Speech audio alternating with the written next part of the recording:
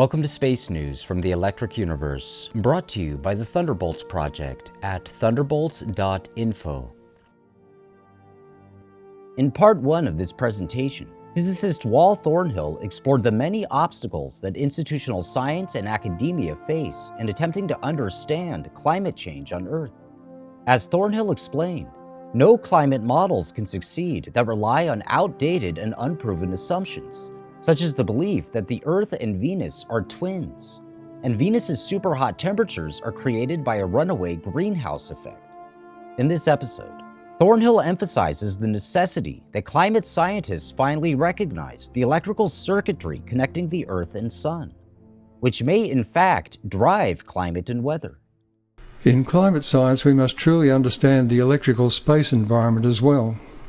Nobel Prize-winning plasma cosmologist Hans Alfvén published the Sun's electric circuit in 1986, but he assumed the Sun was a generator in a closed local circuit rather than an electric motor connected to the galaxy. The faster rotation of the Sun's equatorial plasma is evidence for the motor. The solar discharge has a very effective feedback system to maintain steady radiant output while the electrical power input varies. In fact, the solar radiant energy is termed a solar constant, which of course is critical to the anthropogenic global warming argument. But the Sun is a variable star when viewed in X-rays, which are diagnostic of the electrical input to the Sun. However, no account is taken of this variable electrical power focused on the Sun and intercepted by the planets. The constancy of the Sun's brightness is simply explained by the electric universe model of bright stars, where the photospheric anode tufts, or granulations, have a natural transistor action in limiting the current, and therefore the energy dissipated in the photosphere. An electrical connection has been traced from the Sun to the Earth's magnetosphere, from the magnetosphere to the ionosphere, and from the ionosphere into weather systems. No one can claim to be a climate expert while ignorant of the electrical nature of the solar system. This cosmic energy source explains the reports of simultaneous warming on the other planets. It is the main driver of climatic variability. Human carbon emissions count for nothing in comparison. It seems there is an unconscious human aspect to the climate change debate. Why do we keep repeating the mistakes of the past? Why can't we get a grip and witness our self-delusion and hubris in believing that in the last instant of our existence we have uncovered the secrets of the universe?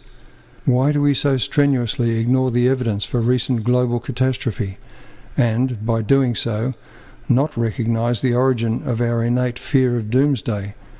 Is it that apocalyptic fear that drives the need to feel in control of nature? But as Bill Gates says, Mother Nature doesn't care what humans believe in. Ignorance and fear are our undoing, and both are at the heart of the global warming debate. To help us feel safe in this unpredictable universe, we favour fictional stories over the truth. We can't tolerate uncertainty. No matter how far-fetched the idea, if the climate is changing, we must take the blame so that a remedy seems possible. But that exposes us to exploitation by authorities. It's a familiar pattern of behaviour.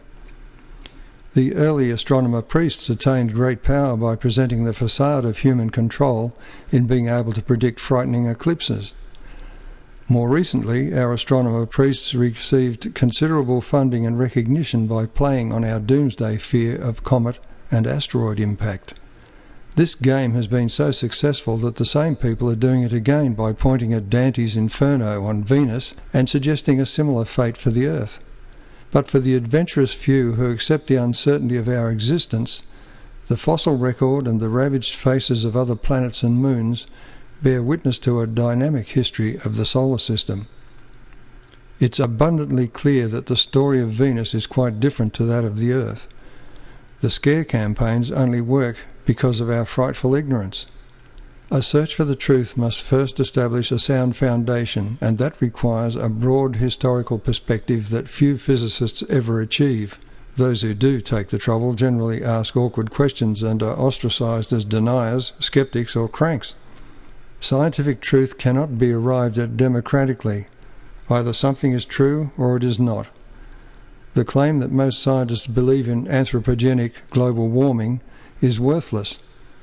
The majority of scientists once believed the Earth is the centre of the universe. Koestler is right.